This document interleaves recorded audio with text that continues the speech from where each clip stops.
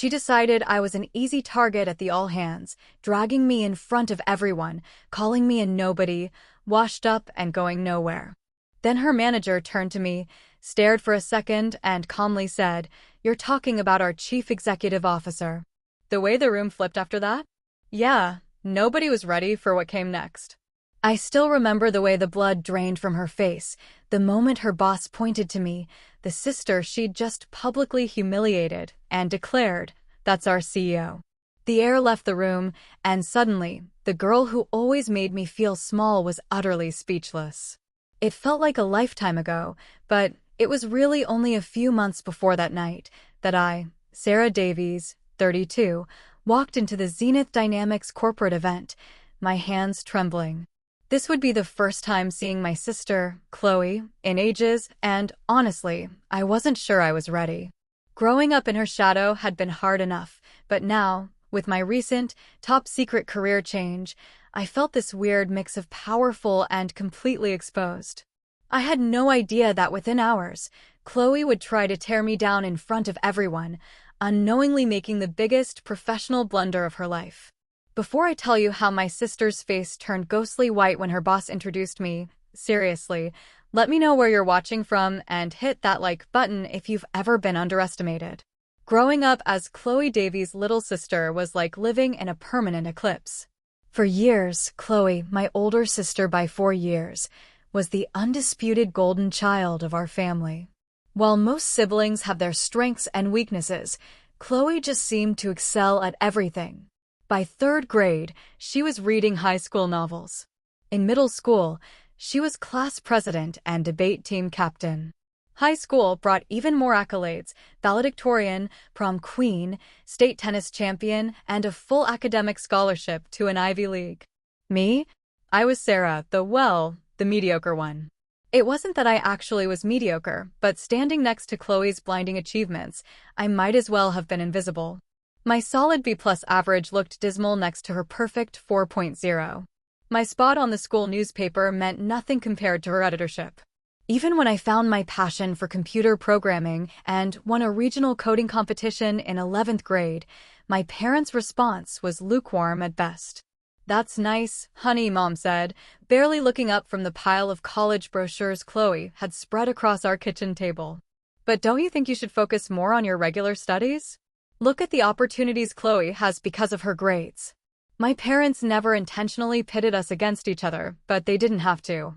The constant comparisons happened naturally, and neither of them seemed to grasp how their words affected me. Dad was especially guilty, always introducing us as Chloe, our Ivy League graduate, and Sarah, our younger daughter, as if my entire identity was simply being born second. College only widened the gap between us. Chloe graduated summa cum laude with a double major in economics and business administration. Within weeks, she had multiple job offers and accepted a position at Apex Capital, one of the most prestigious firms in the country. Her starting salary was more than our parents made combined. And you better believe they couldn't have been prouder. My college journey, on the other hand, was much more winding. I started at State University as a business major, trying to follow Chloe's path, but quickly realized I was miserable. After a particularly rough semester, I dropped out, much to my parents' horror. 6 months later, I enrolled at a different school as a psychology major, only to switch to computer science after a year. It took me 5.5 years to graduate, and my ceremony was nothing like Chloe's. "At least you finished," my mother whispered, squeezing my hand as if consoling me for some terrible loss. Chloe hadn't even attended, citing an important business meeting that couldn't be rescheduled. The early years of my career reflected my scattered education. I bounced between entry-level tech positions, never staying anywhere longer than 18 months. Chloe, meanwhile, was climbing the corporate ladder at Apex Capital with impressive speed. Each family gathering became an opportunity for her to highlight the contrast between us. "So, Sarah, still at that help desk job?" she'd ask over Thanksgiving dinner, knowing full well I'd moved on months ago. "Actually, I'm working as a junior developer now," I'd respond, trying to inject some enthusiasm into my voice. "Oh, that's right. Hard to keep track when you change jobs so often," She'd say with a laugh that our parents would echo, as if my career exploration was an amusing quirk rather than a genuine search for my place in the world. The turning point came when I met Mr. Peterson. He was in his 60s, a tech industry veteran who had seen the rise and fall of countless companies. I was helping him recover data from a corrupted hard drive at the small tech consulting firm where I was working at the time. Something about my approach impressed him. "You don't think like everyone else," he told me after I'd solved his problem using an unconventional method. "That's rare and valuable." That single comment, delivered casually while I was packing up my equipment, meant more to me than all the backhanded compliments my family had ever given me. Mr. Peterson and I stayed in touch. He became a mentor, encouraging me to develop my ideas and trust my instincts. He saw potential in me that no one else had bothered to look for. Chloe, of course, was dismissive of this relationship. "A retired tech guy is giving you career advice? That's cute," she said when I mentioned Mr. Peterson during a rare phone call. "But you know the tech industry is volatile, right? Not like finance. I just got another promotion, by the way. Junior VP now."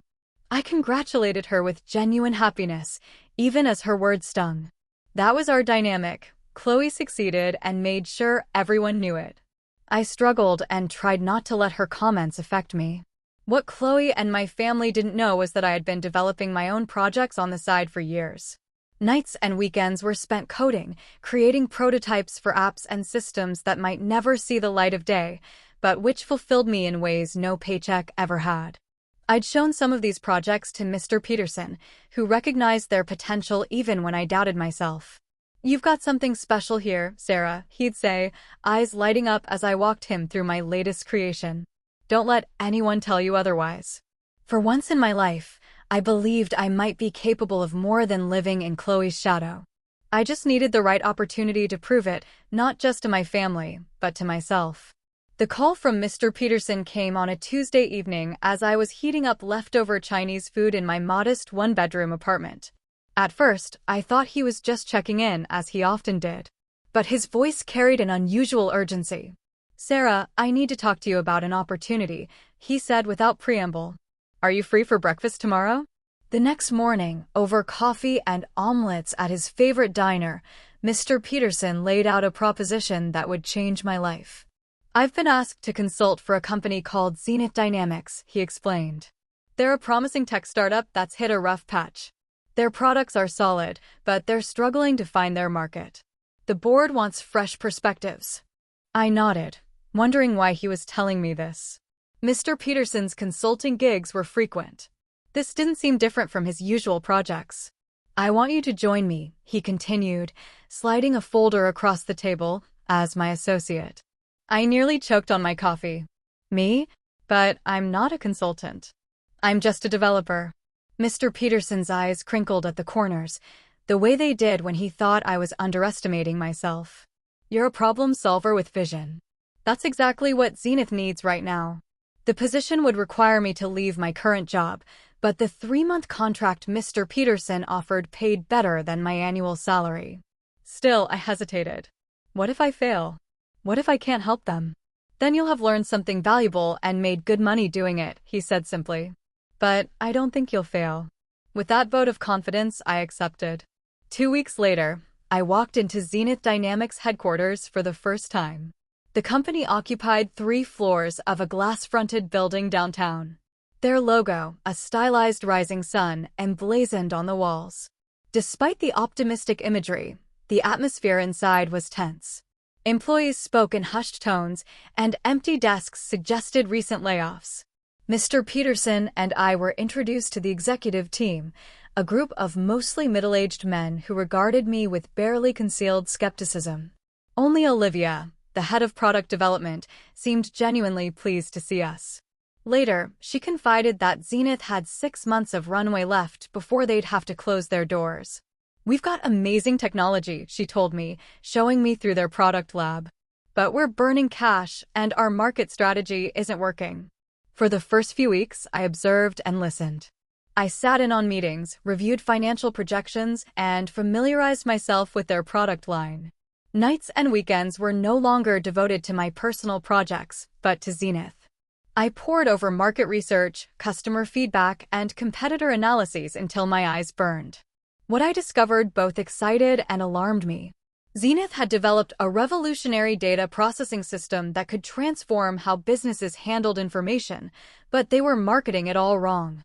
Targeting large corporations with lengthy sales cycles instead of the mid-sized businesses that could implement it more quickly and see immediate value. I developed a comprehensive proposal: pivot their market focus, adjust their pricing model, and repackage their core technology as a scalable solution that could grow with their clients. It was risky, essentially suggesting they abandon their current strategy entirely. But the numbers supported my conclusion. The night before I was to present to the board, I called Mr. Peterson in a panic. "I can't do this," I told him. "They're not going to listen to me. I'm nobody." "You're not nobody," Mr. Peterson replied firmly. "You're the person who might save their company. Remember that tomorrow."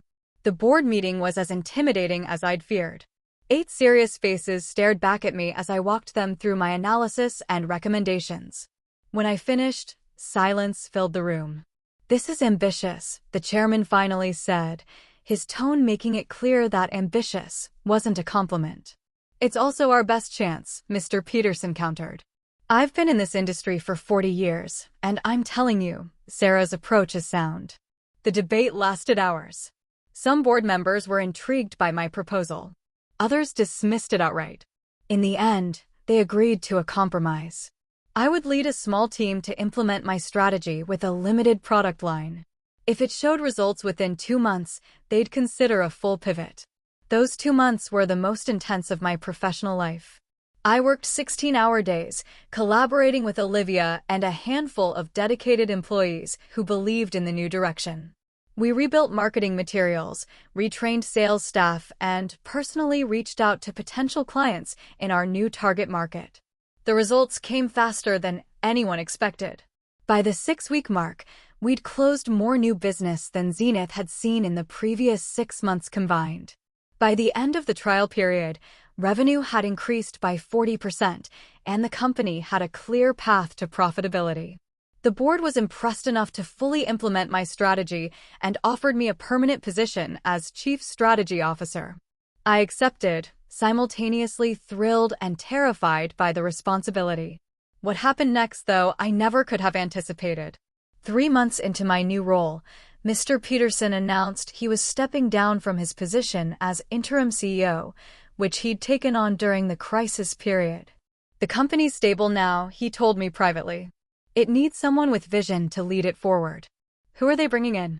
I asked, already dreading working under a new CEO who might dismantle everything we'd built.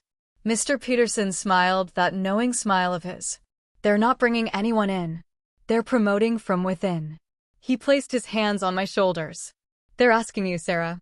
I laughed, certain he was joking. But Mr. Peterson's expression remained serious. "Me? But I've only been here for 5 months, and in those 5 months, you've saved the company and positioned it for growth." The board unanimously agreed. They want you to lead Zenith into its next chapter. The private ceremony where I accepted the position was small, just the board members, Mr. Peterson, and a few key executives. As the chairman handed me a small golden pin with the Zenith logo, he said something I'll never forget. "Sometimes the most unlikely leaders turn out to be exactly what an organization needs." I decided to keep my new position quiet from my family, at least temporarily. It wasn't about creating a dramatic reveal. I simply wanted to settle into the role and prove to myself that I deserved it before facing the inevitable skepticism from Chloe and my parents. "You should tell them," my best friend Lisa insisted when we met for drinks to celebrate my promotion. "Your sister would finally have to acknowledge your success." "That's exactly why I'm not telling them yet," I replied. "I don't want this to be about Chloe or her acknowledgement. I want to know I can do this job well, regardless of what my family thinks." Lisa shook her head, but didn't press further. Instead, she raised her glass to Sarah Davies, secret CEO extraordinaire. I clinked my glass against hers, still unable to fully believe this was my life now. I keep waiting for someone to realize they've made a terrible mistake. "Classic imposter syndrome," Lisa diagnosed with a grin. "You'd better get over it fast." CEOs need to project confidence. She was right, of course. And over the next few weeks, I grew more comfortable in my new role. The executive team respected my decisions. Employees responded positively to my leadership style, and our business continued to expand. Then came the news that would set the stage for my eventual confrontation with Chloe. Apex Capital, where my sister worked as a junior VP, was exploring the possibility of acquiring smaller tech companies to diversify their portfolio. Zenith Dynamics was on their list of potential acquisitions. The board was intrigued by the possibility. A partnership with Apex could provide the capital we needed for faster expansion. I was less enthusiastic, concerned about maintaining our company culture and independence, but agreed we should at least entertain the discussion. Which is how I found myself invited to a private industry event where representatives from both companies would have the opportunity to meet informally before any official negotiations began.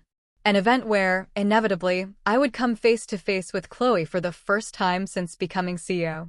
Are you going to tell her beforehand? Lisa asked when I called her in a panic. No, I decided after a moment's thought. If I tell her now, she'll think I'm trying to impress her. I'd rather just show up and do my job. This is going to be interesting, Lisa said, and I could hear the smile in her voice. Promise you'll call me right after with all the details. Assuming I survived the experience, I replied, only half joking. As I hung up, I tried to calm my racing thoughts. After years of living in Chloe's shadow, I was about to step into the light as her professional equal, or even, dare I think it, her superior. The thought was both terrifying and exhilarating. The evening of the networking event arrived faster than I'd anticipated. I stood in front of my closet, second-guessing my outfit choice for the 20th time. In the past, I'd always felt underdressed next to Chloe's polished designer wardrobe. Tonight needed to be different. I finally settled on a tailored charcoal suit with subtle pinstripes and a silk blouse in Zenith's signature deep blue. Professional, but not flashy. Authoritative without trying too hard. I applied minimal makeup, swept my hair into a sleek low bun, and added the small golden Zenith pin to my lapel. Looking in the mirror, I barely recognized myself. The nervous younger sister was gone, replaced by someone who looked capable, in charge. You've earned this, I told my reflection, repeating the mantra Mr. Peterson had suggested whenever my confidence wavered. The event was being held at the Grand, a luxury hotel downtown known for hosting exclusive corporate gatherings. As my driver pulled up to the entrance, I took a deep breath, straightened my shoulders, and stepped out into the cool evening air. Inside, the hotel's ballroom had been transformed into an elegant networking space. Clusters of leather armchairs created intimate conversation areas, while a central bar and buffet encouraged mingling. I recognized some faces from industry events and a few of my own executives who had arrived earlier. I decided to observe for a while before making my presence known. Moving to a quiet corner with a glass of sparkling water, I watched the dynamics unfold. The Apex contingent was easy to spot. They traveled in tight groups, exuding the particular confidence of people accustomed to being the most powerful in any room. Have you seen the Zenith CEO yet? I overheard one man ask another. I heard they recently appointed someone new, but information's been surprisingly tight-lipped. Probably some tech veteran they brought in to make the company attractive for acquisition. His companion replied with a dismissive wave. These startups always do that when they're looking to sell. I smiled to myself, amused by how wrong they were. I was about to move on when a familiar voice cut through the ambient chatter like a knife. Mark, Elizabeth, so good to see you both. Chloe, my sister, looked exactly as I remembered, perhaps even more polished. Her blonde hair was cut in a sleek bob that emphasized her sharp cheekbones, and her navy blue dress screamed expensive confidence. She was working the room with practiced ease, shaking hands and laughing at just the right moments. I watched her for a few minutes, delaying our inevitable encounter. Chloe had always thrived in these settings, while I typically counted the minutes until I could escape. Another difference between us that our parents had noted frequently. Finally, deciding I couldn't avoid her all night, I set down my glass and made my way toward her. Chloe spotted me when I was about 10 feet away. Her perfectly maintained smile faltered for just a moment before returning at full wattage. Sarah, she exclaimed, loud enough for those nearby to hear. What a surprise. I had no idea you'd be here. The subtle emphasis on you communicated her real question. What was I doing at an exclusive industry event? Chloe, I replied, keeping my voice even as I leaned in for the obligatory air kiss. It's been a while. Too long, she agreed, insincerely. Let me introduce you. This is Mr. Thompson, my boss and senior VP at Apex Capital. Mr. Thompson, this is my baby sister, Sarah. Mr. Thompson, a distinguished-looking man in his 50s, extended his hand. A pleasure to meet you, Sarah. Are you in finance like your sister? Before I could answer, Chloe jumped in. Oh no. Sarah works in tech support, isn't it now? Or, I'm still in tech, have you moved on again? The condescension in her tone was subtle but unmistakable. I saw Mr. Thompson's interest fade slightly, but to his credit, he maintained his polite expression. I'm still in tech, I said simply, choosing not to correct her assumption just yet. How are things at Apex Capital? I hear you're looking at expanding into the tech sector. Mr. Thompson's eyebrows rose slightly, perhaps surprised that someone in tech support would be aware of their corporate strategy. Indeed, we are. The future is digital, after all. Smart move, I nodded. Though tech acquisitions can be tricky to integrate successfully. That's why we do extensive due diligence, Chloe interjected, clearly annoyed that I was engaging her boss in actual business conversation. Speaking of which, Mr. Thompson, we should join the others. The Westbrook team wanted to continue our discussion from yesterday. Mr. Thompson seemed slightly reluctant to end our conversation. Actually, I'm finding this quite interesting. Sarah, what's your perspective on the challenges of merging traditional finance with tech culture? As I began to answer thoughtfully, drawing on my recent experience leading Zenith through its transformation, I could see Chloe growing increasingly uncomfortable.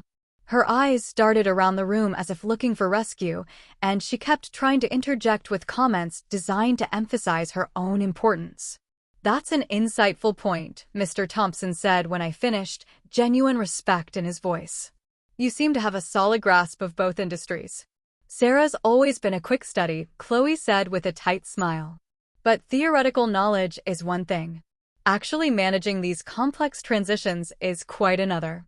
Our team at Apex has successfully integrated 3 companies this year alone.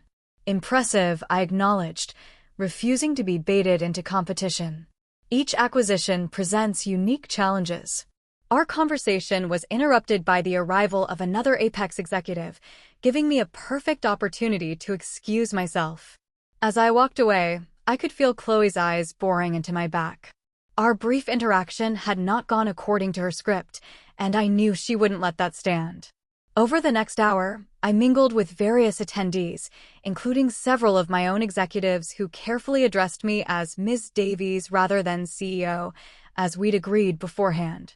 I was engaged in a fascinating discussion about data with the CTO from another company when I noticed Chloe watching me from across the room, her expression calculating. When we took a brief break, Chloe approached, this time alone. I'm confused, she said without preamble. Why exactly are you here, Sarah? This is a closed industry event for executives and decision-makers.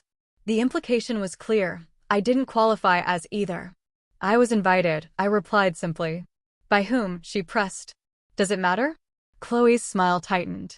I'm just concerned. These events have a certain professional standard. If you're here as someone's +1 or something, it might reflect poorly. The irony of her concern was almost amusing. Thank you for worrying about me, but I assure you I have every right to be here. If you say so, she said doubtfully. Just try not to embarrass yourself, okay? These people are at the top of their field. With that parting shot, she glided away to rejoin her colleagues, leaving me simultaneously angry and determined to maintain my composure. This was exactly why I hadn't told my family about my promotion. Chloe's inability to see me as anything but her less successful little sister. As the evening progressed, I found myself genuinely enjoying conversations with industry leaders who had no preconceived notions about me. When I spoke, they listened. When I offered opinions, they considered them thoughtfully. It was a novel experience to be taken seriously without having to overcome the Chloe's sister hurdle first. I was so engaged in a discussion about emerging markets that I almost missed the subtle shift in the room's energy. Glancing up, I noticed a small crowd had gathered around Chloe, who was gesturing animatedly. Something about her posture set off warning bells in my mind.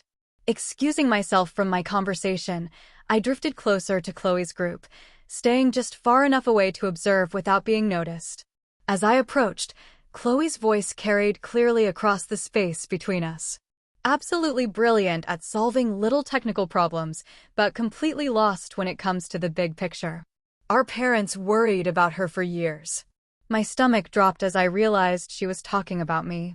You should have seen her in college, Chloe continued, her voice carrying just enough to ensure nearby conversations faltered as people tuned into her story. Changed majors 3 times and took nearly 6 years to graduate. Meanwhile, I was already a junior analyst at Apex. Laughter rippled through her audience, though I noticed several people shifting uncomfortably. Chloe, emboldened by the attention, raised her voice slightly. She's always been this way, jumping from job to job, never quite finding her place. Tech support 1 month, junior developer the next. She made air quotes around developer, as if the title itself was a joke. Our parents finally stopped asking about her career at family dinners. It was just too depressing. I stood frozen, the familiar feeling of humiliation washing over me. This was Chloe's specialty, taking my personal struggles and transforming them into amusing anecdotes that highlighted her own success by comparison. She'd done it at family gatherings, at the few social events we'd both attended over the years, and now she was doing it in front of industry professionals who were potential business partners for my company. Mr. Thompson, I noticed, was standing at the edge of the group, his expression growing increasingly uncomfortable. As Chloe continued, he caught my eye across the room and had the grace to look embarrassed on my behalf, though he made no move to intervene. The funny thing is, Chloe was saying now she's actually here tonight. I have no idea how she wrangled an invitation, but that's Sarah for you. Always trying to network her way into opportunities rather than earning them through hard work like the rest of us. The group's attention swiveled in my direction, and I saw recognition dawn on several faces. Some looked embarrassed to be caught listening to Chloe's mockery, while others seemed merely curious about this supposedly incompetent sister. I had 2 choices: retreat and preserve what dignity I could, or confront the situation head-on. The old Sarah would have chosen the former, making a quiet exit and crying in the car on the way home. But I wasn't that person anymore. With deliberate calm, I straightened my jacket, touched the zenith pin on my lapel for reassurance, and walked toward the group. "Chloe," I said as I approached, my voice steady despite the adrenaline coursing through me. "I see you're entertaining everyone with family stories." My sister's smile faltered only momentarily before returning with renewed brightness. "Sarah, I was just telling everyone about your unconventional career path." "Yes, I heard," I replied evenly. "Though I think you may have missed some recent developments." "Oh," Chloe laughed lightly. "Did you change jobs again?" It's so hard to keep track. I could see Mr. Thompson wincing at her tone. But Chloe, caught up in her performance, didn't notice.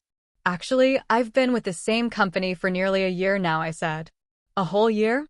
That must be some kind of record for you," Chloe quipped, earning a few reluctant chuckles from her audience. Encouraged, she pressed on. "What exactly are you doing there?" "Still fixing computers when they break."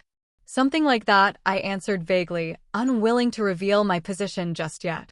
I wanted to see how far Chloe would go. I didn't have to wait long. "Let me guess," Chloe said, her voice taking on a sharper edge. "You're here tonight hoping to make some connections. Maybe find your next job when this one inevitably doesn't work out. That's always been your pattern, hasn't it? Drifting from one thing to the next, never quite measuring up." The room had grown quieter, more people tuning into our exchange. I remained silent, letting Chloe dig herself deeper. "It must be exhausting," she continued, "constantly trying to reinvent yourself. Always the irrelevant little sister, always playing catch-up." A few people in the crowd were now openly uncomfortable, exchanging glances or finding sudden interest in their drinks.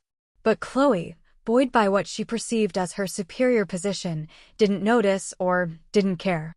"I mean, let's be honest, Sarah, you're what, 32 now?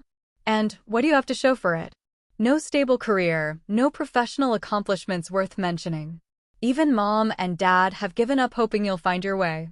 Each word struck like a physical blow. Not because they were true, but because they revealed how little Chloe thought of me, how little she knew about who I'd become.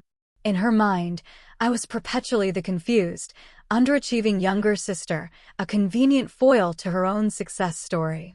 You know what's truly pathetic? Chloe asked, her voice dropping to a mock confidential tone that nonetheless carried clearly. You showing up at an event like this, surrounded by actual executives and decision-makers, pretending you belong. She gestured expansively. These people run companies, Sarah. They shape industries. What could you possibly contribute to conversations like that? Mr. Thompson cleared his throat loudly, clearly attempting to signal Chloe to stop, but she was too caught up in her monologue to notice. I mean, look around. She gestured again. Everyone here has earned their place through hard work and talent. They're not lost souls hoping to network their way into relevance. The silence that followed her statement was deafening. I could feel dozens of eyes on me, waiting for my response. In that moment, memories of similar humiliations flashed through my mind. Chloe belittling my science fair project in front of my teachers. Chloe interrupting my stories at Thanksgiving dinner to correct inaccuracies. Chloe explaining to my college friends why I'd changed majors yet again. But this time was different. This time I wasn't the person Chloe thought I was. This time I had nothing to prove to her or anyone else. I was about to respond when Mr. Thompson stepped forward, his expression a mixture of embarrassment and stern authority. He placed a hand on Chloe's shoulder, effectively silencing her. Chloe, he said quietly but firmly. I think that's enough. Chloe turned to him with a confident smile, clearly expecting support. I'm just filling everyone in on some background, family context, you know. Mr. Thompson's next words changed everything. Chloe, that's enough, he repeated, his voice carrying clearly in the now silent room. That's our CEO you're talking about. For a moment, it seemed as if time had stopped. Chloe's expression froze mid-smile, her eyes widening as Mr. Thompson's words sank in. She turned back to me, disbelief written across her features. What? The word came out as barely more than a whisper.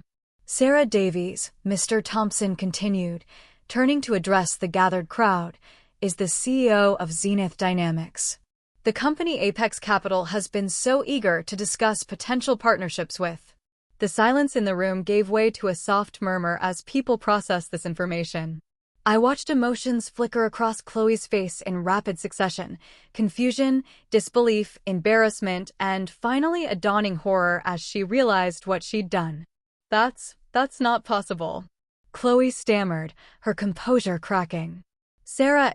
She trailed off, unable to reconcile her perception of me with this new reality. I stepped forward then, my initial anger giving way to a strange calm. This moment wasn't about humiliating Chloe as she had tried to humiliate me. It was about finally claiming my own identity, separate from hers. I was appointed CEO of Zenith Dynamics 6 months ago, I said, addressing not just Chloe, but the entire room. Before that, I served as Chief Strategy Officer, helping to implement a comprehensive restructuring that increased our revenue by 40% and positioned us for sustainable growth. Chloe's face had gone pale. Her usual confident demeanor completely shattered. She opened her mouth as if to speak, then closed it again, seemingly at a loss for words. Mr. Thompson, to his credit, attempted to smooth over the awkward situation. Ms. Davies has been instrumental in transforming Zenith into exactly the kind of innovative, agile company Apex is interested in partnering with, he said, giving Chloe a pointed look that clearly communicated she had made a grave professional error. I didn't know. Chloe finally managed, her voice small. Then, with visible effort, she attempted to recover. I was just joking, of course. Sister humor. Sarah knows I'm her biggest supporter. The transparent attempt to reframe her previous comments fell flat. Several people in the crowd exchanged knowing glances, and I could see the damage control already beginning in Chloe's mind.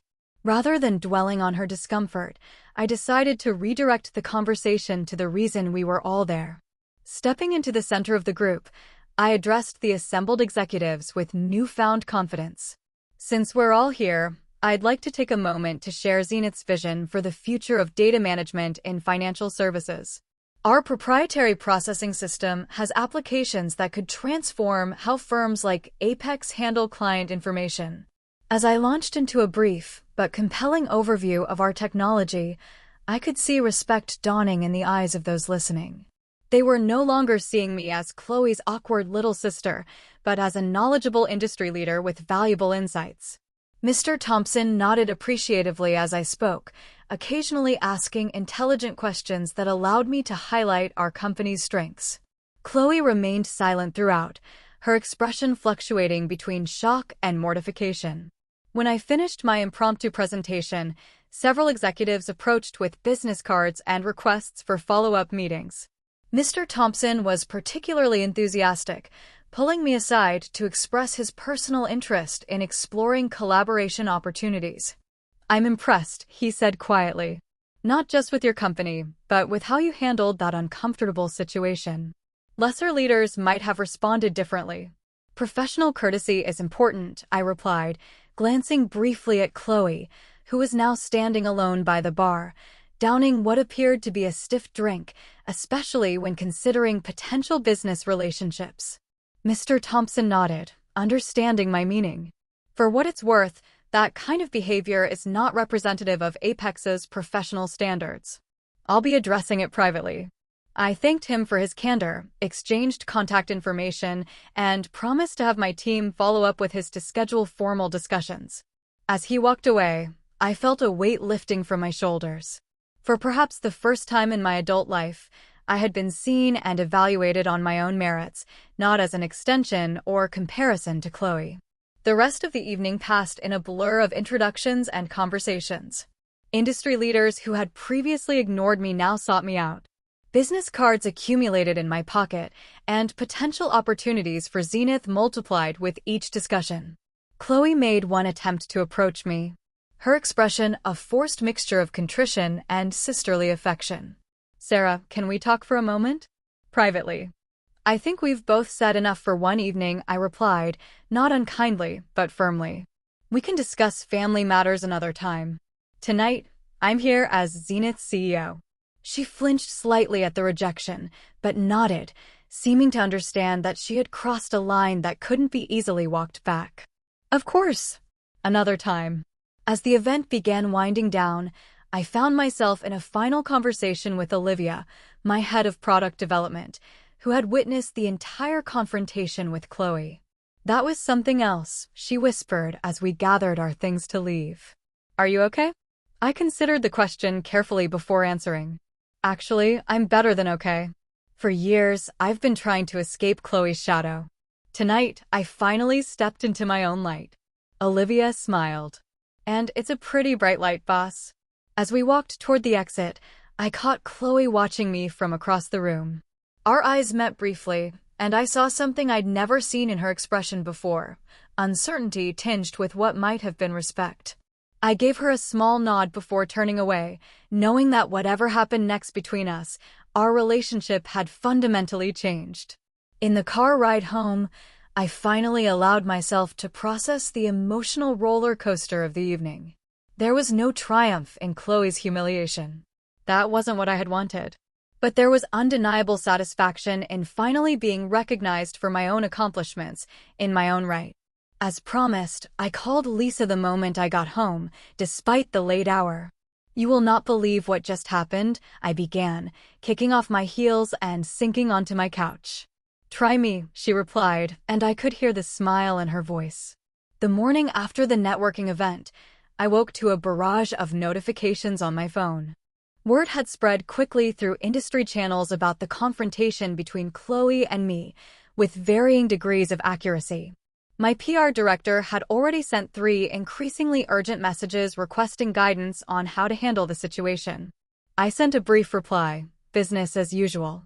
No comments on personal matters. The last thing I wanted was to fuel gossip or create the impression that I defined myself in opposition to my sister. Zenith's success and my leadership would speak for themselves without needing to address family drama. As I was getting ready for work, my phone rang. Chloe's name flashed on the screen. I hesitated before answering, unsure if I was ready for this conversation. "Hello, Chloe," I said, keeping my voice neutral. Sarah, she sounded different, subdued, uncertain. "I think we need to talk about last night." "I agree," I replied, sitting on the edge of my bed. "That wasn't how I wanted you to find out." A pause then. "Why didn't you tell me? Or Mom and Dad? 6 months as a CEO, and you didn't think to mention it to your family." The accusatory tone was creeping back into her voice, but underlying it was genuine hurt. For the first time, I considered how my secrecy must have looked from her perspective. "I needed time," I explained. "Time to grow into the role, to prove to myself that I deserved it. And honestly, Chloe, would you have believed me if I told you?" Another silence, longer this time. "I don't know," she finally admitted. It's just not what I expected from you." "That's part of the problem," I said gently. "You've had a very fixed idea of who I am for a long time." "We both have." I heard her exhale slowly. "Mr. Thompson called me into his office first thing this morning. He was not happy about how I represented Apex last night." "I'm sorry about that," I said, and meant it. Whatever our personal issues, I never wanted to jeopardize Chloe's career. "Don't be," she replied with a short, humorless laugh. "I deserved it." He said I demonstrated poor judgment and unprofessional behavior. "He's removing me from the Zenith acquisition team." This news surprised me. "Chloe, I can call him."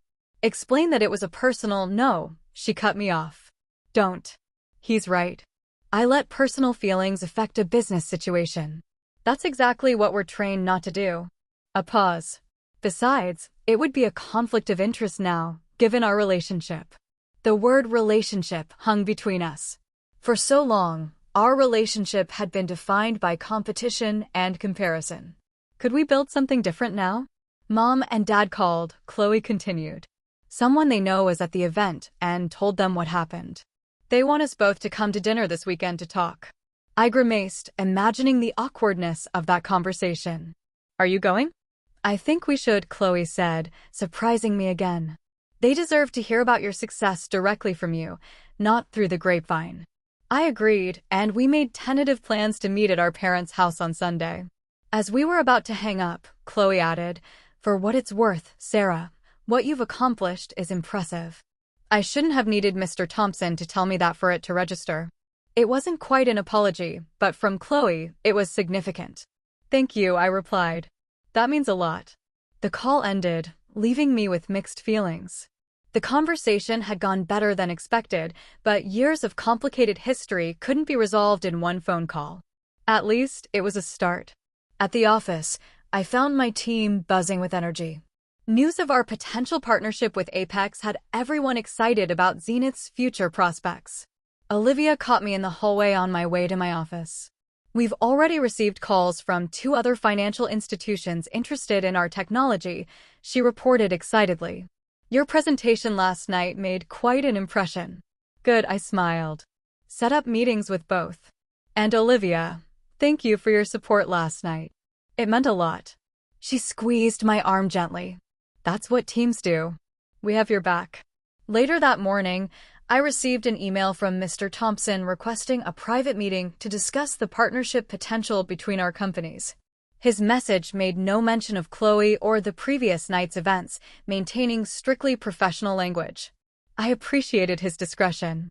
I was responding to his email when Mr. Peterson called.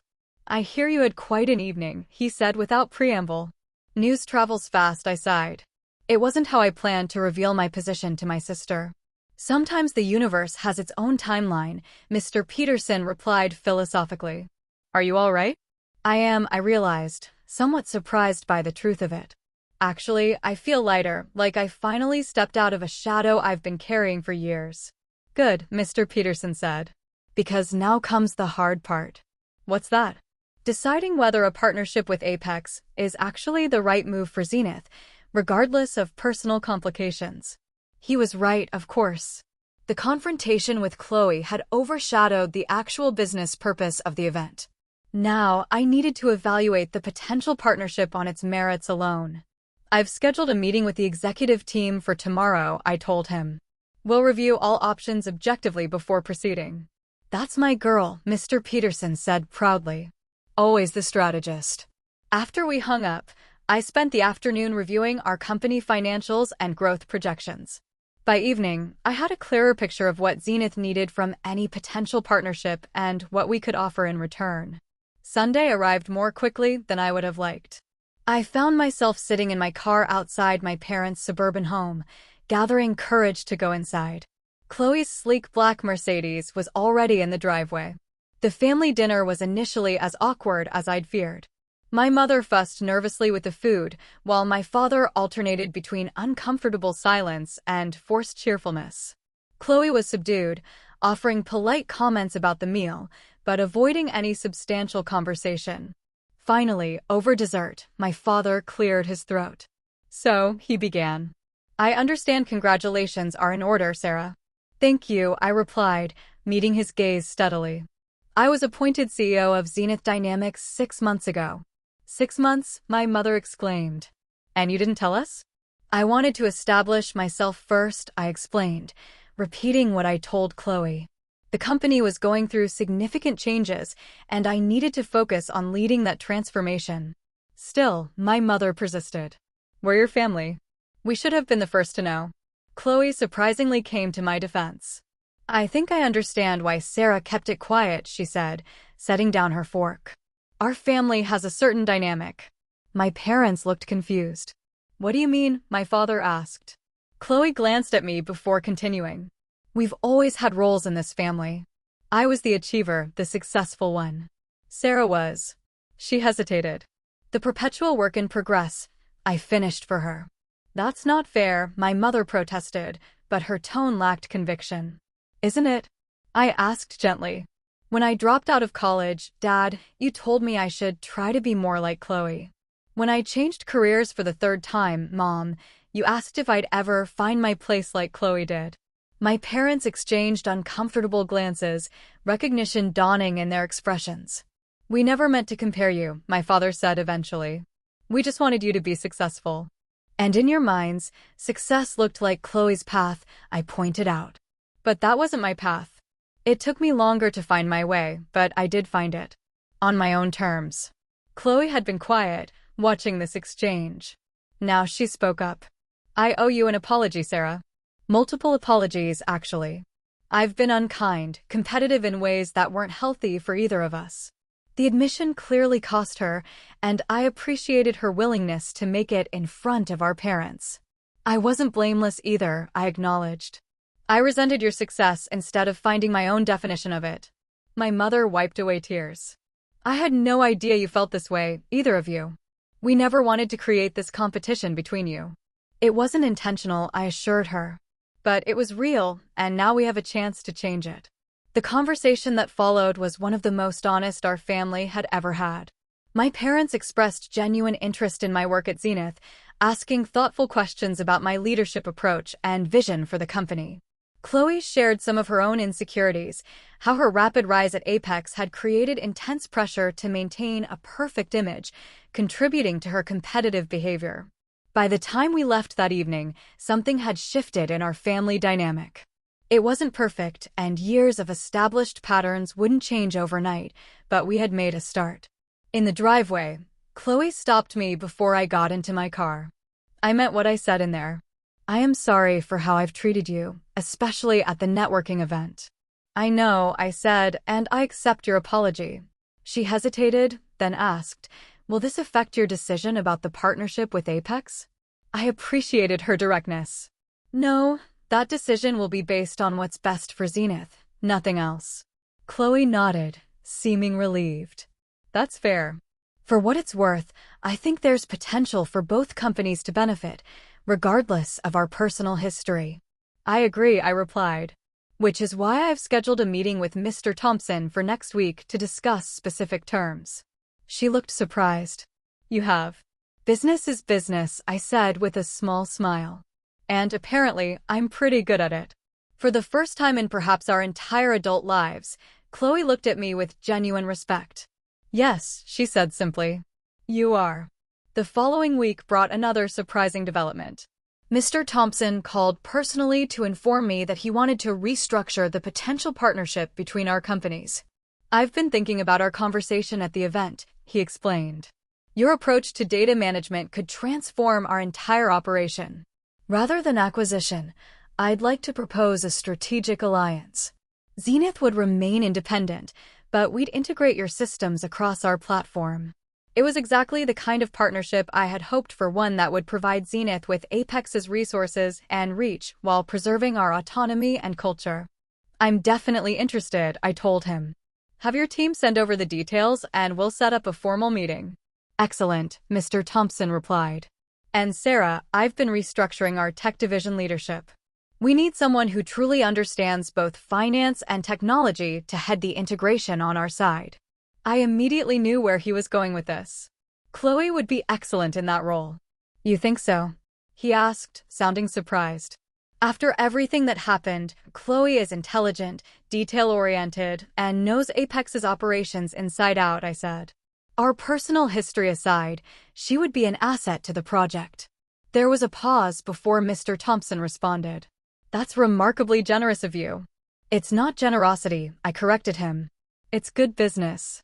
After we hung up, I called Lisa to update her on all the developments.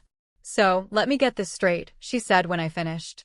Your sister publicly humiliated you, but now you're possibly going into business with her company and even recommended her for a position that would have you working together? Life is complicated, I replied with a laugh. No kidding, Lisa said. Just promise me one thing. What's that? When they make the movie about your life, make sure they cast someone good to play me. I was still laughing when my assistant notified me that Mr. Peterson had arrived for our weekly mentoring session. Seeing him walk into my office, I was struck by how much had changed since that first meeting in the diner when he'd offered me the consulting position with Zenith. You're looking well, he observed, settling into the chair across from my desk. The events of the past week seem to have agreed with you. I feel different, I admitted, more complete somehow. Mr. Peterson nodded thoughtfully. You know, when I first met you, I saw someone with extraordinary potential who was held back by how others perceived her. More importantly, by how she perceived herself. And now? I asked. Now I see a leader who has stepped fully into her power, he said simply. Someone who makes decisions based on what's right, not what's easy or expected. His words warmed me. I couldn't have done it without your guidance. Nonsense. Mr. Peterson waved dismissively. I merely opened a door. You walked through it on your own and built this success with your own talent. We spent the next hour discussing Zenith's future, the potential alliance with Apex, and my vision for where to take the company next. As Mr. Peterson was leaving, he paused at the door. By the way, he said casually, Mr. Thompson called me yesterday. Apparently, you suggested your sister for the integration team. I nodded, curious about his reaction. Mr. Peterson smiled. That's the difference between a boss and a leader, Sarah. A boss holds grudges. A leader sees potential, even in difficult relationships. After he left, I sat quietly at my desk, reflecting on everything that had happened. From the outside, my success might look like a story of revenge, the underestimated sister finally getting her moment of triumph. But it wasn't about winning or losing, about Chloe or even my parents. It was about finding my own path, in my own time, and recognizing that success wasn't a fixed destination, but a journey of continual growth and self-discovery. Chloe and I would never have a simple relationship. Too much history lay between us for that. But perhaps we could build something new, a relationship based on mutual respect rather than competition. It wouldn't be easy, but few things worth doing ever are. 6 months passed in a blur of activity. The strategic alliance between Zenith Dynamics and Apex Capital was officially announced to enthusiastic market response, with both companies' stock prices surging on the news. Under my leadership, Zenith continued to grow, expanding our team and developing new applications of our technology. My relationship with Chloe evolved slowly but steadily. Our weekly meetings regarding the integration project were initially stiff and formal, but gradually became more relaxed as we established a new dynamic. We weren't best friends. Too much history stood between us for that. but we had found a way to interact as professionals who respected each other's abilities. One particularly memorable moment came during a joint presentation to both companies' boards. Chloe was explaining the technical specifications of the integration when one board member interrupted with a dismissive question that underestimated the complexity of the process. Before I could intervene, Chloe firmly but politely corrected him. With all due respect, sir, that approach would compromise the system architecture that makes Zenith's technology so valuable. As my sister, as CEO Davies has emphasized, maintaining data integrity throughout the integration is non-negotiable. The small correction from my sister to CEO Davies might have seemed insignificant to others, but to me, it represented a profound shift in how Chloe saw me. No longer just her little sister, but a CEO whose vision deserved respect. After the meeting, I caught up with her in the hallway. "Thanks for backing me up in there." Chloe shrugged, but I could see she was pleased. "It was the right call. Your system architecture is impressive. I've learned a lot studying it these past months."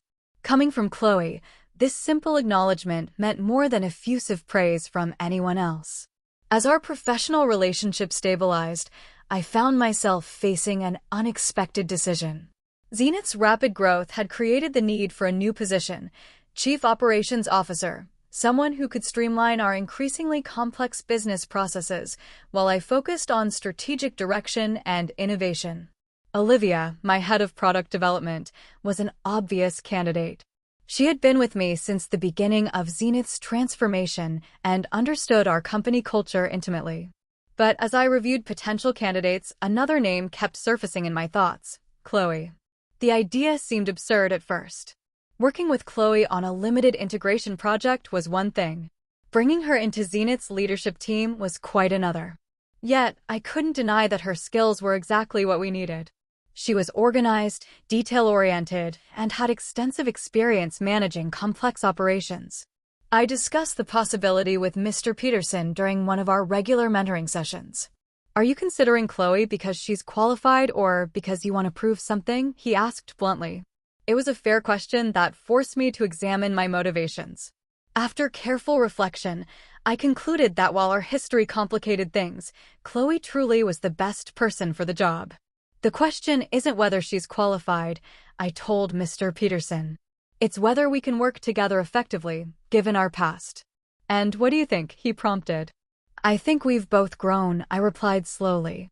"The past 6 months have shown that, but ultimately, it's her decision." I invited Chloe to lunch the following week at a neutral location, a quiet restaurant midway between our offices. After catching up on the integration progress, I took a deep breath and made my proposition. "I'd like you to consider joining Zenith as our Chief Operations Officer," I said, sliding a formal offer letter across the table. Chloe's shock was evident. "You're offering me a job working directly under you?" "Yes," I confirmed. "The integration project has shown me that your operational skills are exactly what Zenith needs at this stage of our growth.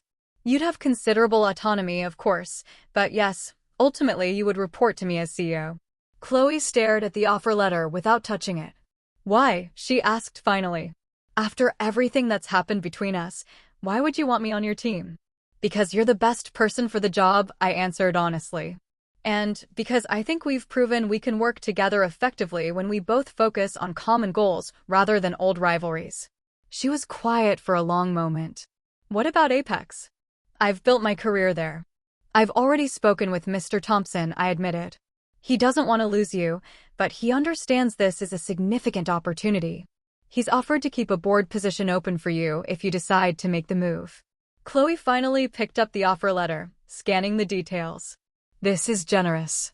It's market rate for your experience and the scope of the position," I said, "nothing more, nothing less." "I'd need time to think about it," she said, folding the letter carefully. "Of course, take all the time you need."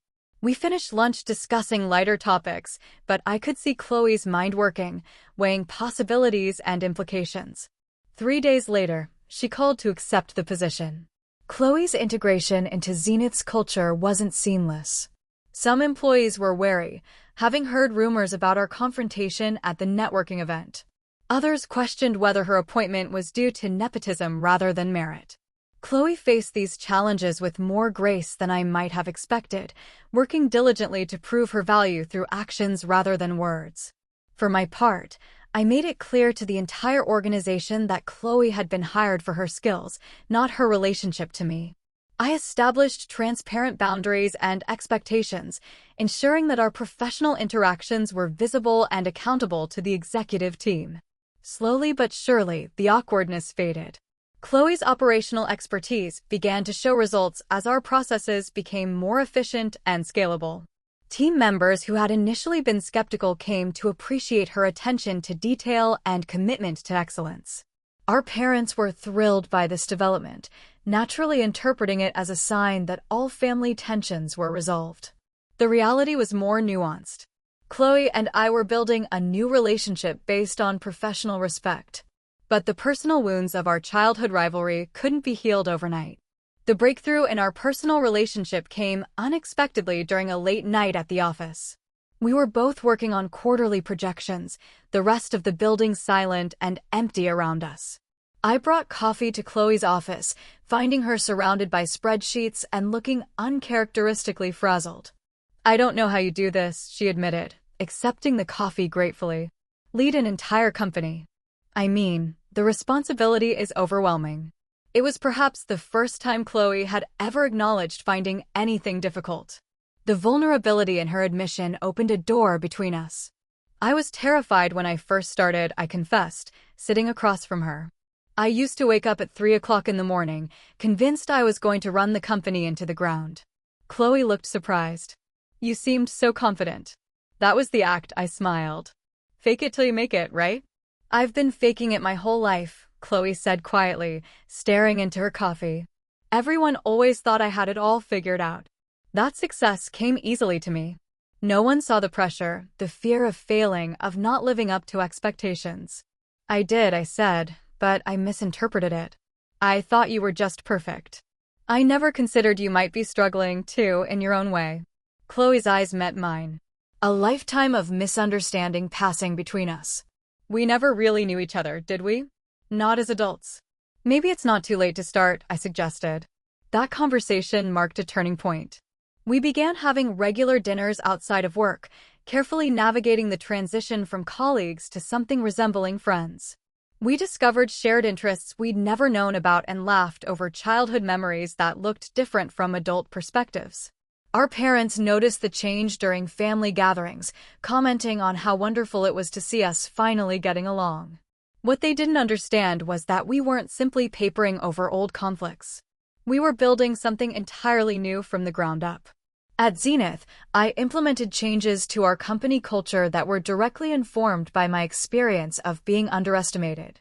We created mentorship programs that paired senior executives with promising employees from diverse backgrounds. Our hiring practices were restructured to value varied career paths rather than traditional metrics of success. I made it a point to highlight that innovation often comes from unexpected places and people. These initiatives weren't just about my personal philosophy. They made good business sense. Our team became more creative, more resilient, and more collaborative as we embraced different perspectives and approaches. One year after the fateful networking event, Mr. Peterson announced his retirement from active consulting.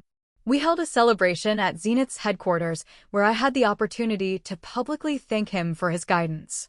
"Mr. Peterson saw potential in me when no one else did," I told the gathered crowd. "He taught me that leadership